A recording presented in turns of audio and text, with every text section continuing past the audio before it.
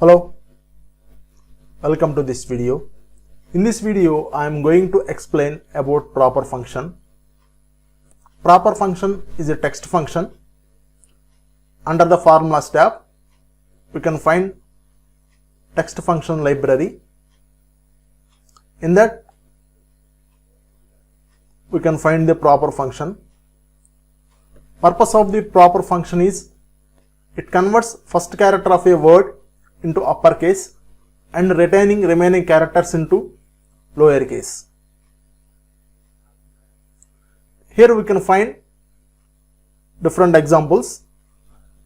Let me execute the formula equivalent to proper open bracket. I am selecting A3 cell. Here we can find the difference in output. Now I am extracting the formula by using formula text function.